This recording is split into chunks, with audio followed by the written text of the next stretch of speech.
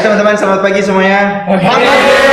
Ya, di sini ada Efraim, ada Bistok, ada Bosco, ada Aten, dan juga ada Daniel. Kali ini kita akan bicara banyak hal, ya terutama pengalaman di SMA Santa Maria 1 selama kurang lebih 3 tahun. Sebelum kita lanjut, Santa Maria 1. Luar biasa.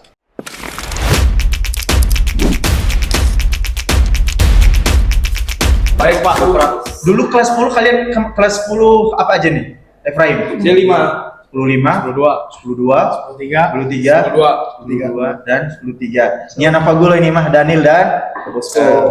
Baik, kurang lebih 3 tahun sudah hidup, katakanlah hidup di SMA Santa Maria 1. Pasti kalian punya banyak pengalaman, bisa jadi karena sedih-sedih atau bahagia atau apapun itu. Dulu kamu memilih nomor 1, nggak harus semua ya, mungkin 1-2 orang mewakili itu karena pilihan sendiri atau karena apa? saya masih kayak ngotot, tapi ternyata gak lolos negeri dan kayaknya udah mungkin opa saya udah di surga sana, mungkin kayaknya berdoa sama Tuhan biar saya masuknya di sini. Oke, terima kasih Efraim, luar biasa. Ya, kalau dari pengalaman aku sendiri, lulusan Mar 1 itu sebenarnya sama karena nggak lulus negeri juga.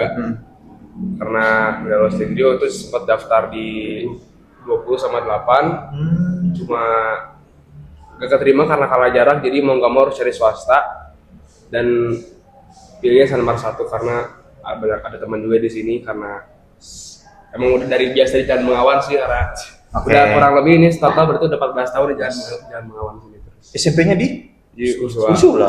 Walah, dekat berarti. Pertanyaan selanjutnya buat dibagikan ke adik di kelas kamu dan buat kamu tonton 10 tahun ke depan gitu ya. Setelah ya dengan pengalaman masuk bisa jadi karena nggak lolos di negeri atau apapun. Setelah masuk ke SMA Santa Maria 1, gimana Daniel? Ya awalnya tuh mikirnya pasti kayak aduh ketemu orang baru lagi, kayak malas berinteraksi lah karena saya sendiri kurang bisa dalam bersosialisasi.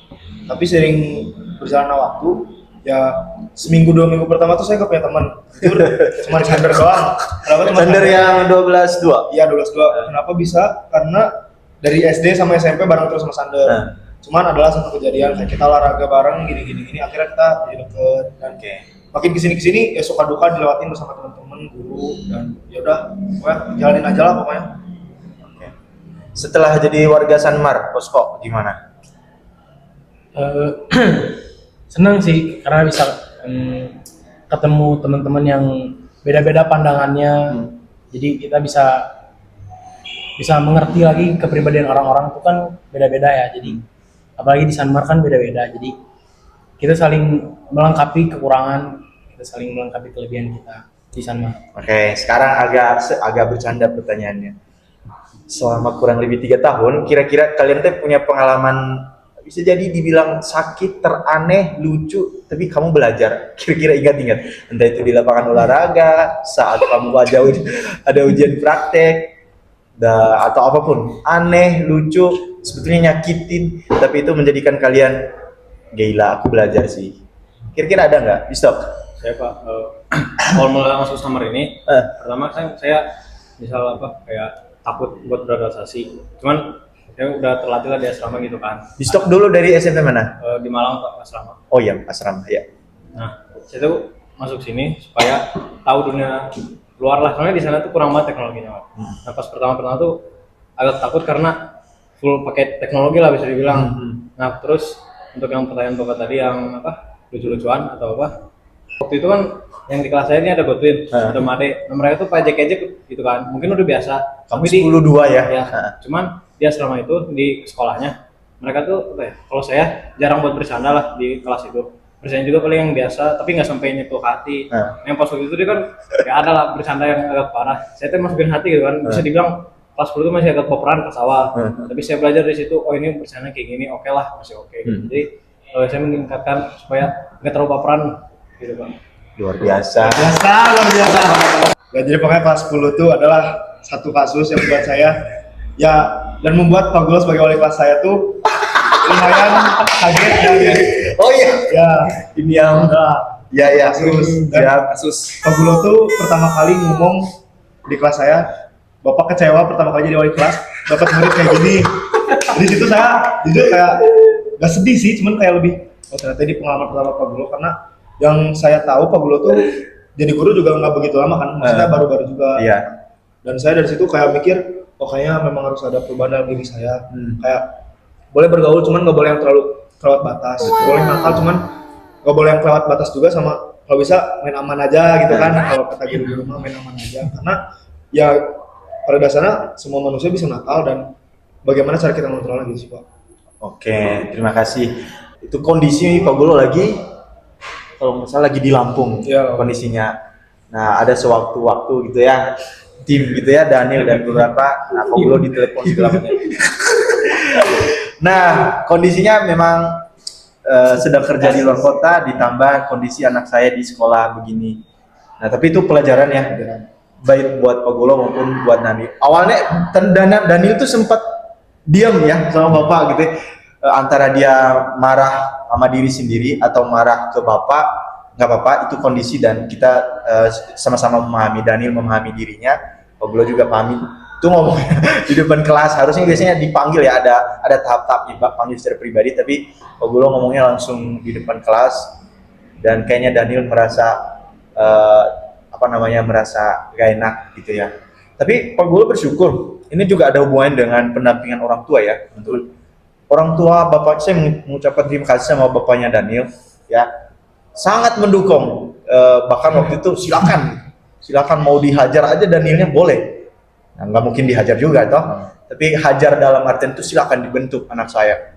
Kemudian di tengah-tengah pembelajaran, kamu kan bisa disebut nakal ya, ada aja keanehan-anehan.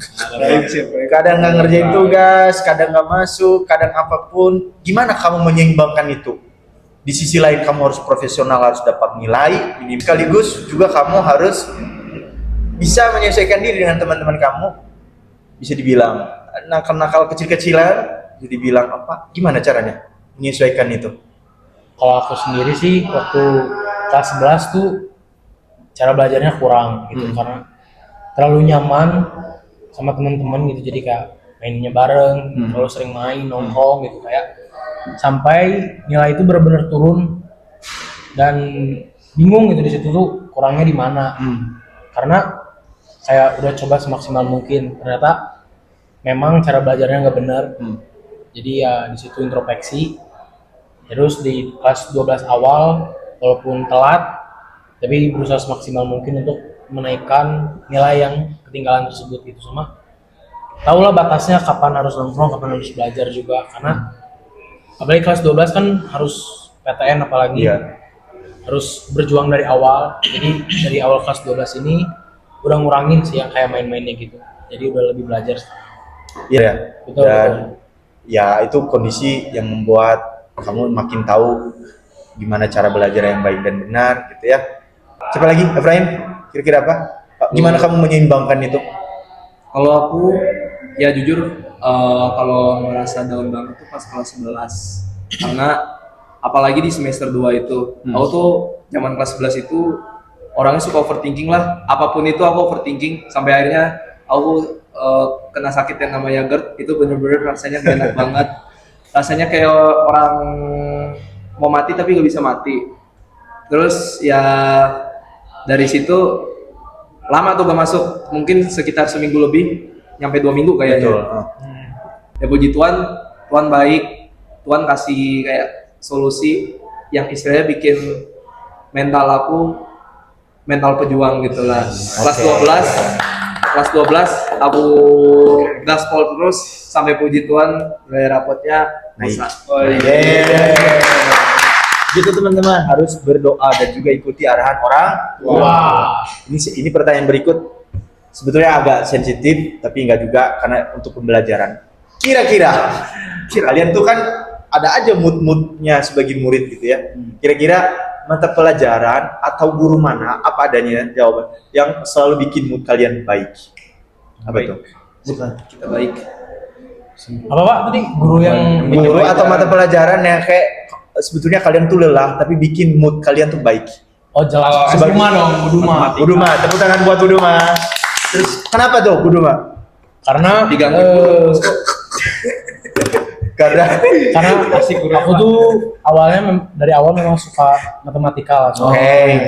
Cuman aku tuh gimana yang ngajar. Jadi kalau misalnya yang ngajarnya aku sukain, jadi terus cara ngajarnya baik, aku MTK tuh pasti suka lah, gampang. Jadi kalau udah misalnya udah kayak gurunya kayak ngajarnya susah, ngajarnya nggak terlalu jelas, otomatis aku juga malas gitu belajar. Jadi apalagi Buduma waktu itu wali kelas 11. Seram nggak Buduma? Enggak sih. Jadi terus cara ngajar Buduma jelas, mudah dipahami. Aku cukup nyaman, cukup senang belajar matematika dan nilai aku juga lumayan bagus lah. Pesan untuk Buduma, I love you. Walaupun Apalagi mata pelajaran apa lagi? Jadi apresiasi juga buat Bapak Ibu guru itu. Seni rupa. Oh, dari Pak Henda. Kenapa itu? Pak Hendra. Pelajaran Pak Hendra itu seni rupa. Karena pertama aku kan emang suka gambar juga. Jadi di pelajaran Pak Hendra itu kan kalau kita ngebuat karya itu kita dibikin nyantai gitu. Jadi nggak ada batasan deadline waktunya. Kayak seminggu harus beres enggak. Jadi kita bener-bener bikin karyanya semaksimal mungkin, sebagus mungkin, berarti dikumpulin kalau udah beres gitu. Jadi lebih enjoy buat ngerjain. Pesan untuk Pak Henda? Sama.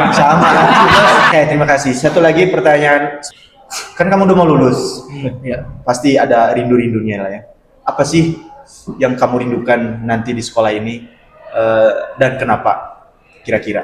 Satu nih Pak. Ya. Coba Efraim. Singkat padat. Apa yang dirindukan dan kenapa kira-kira? Yang bakal aku rinduin jelas padus. Paduan suara. Karena emang gimana ya?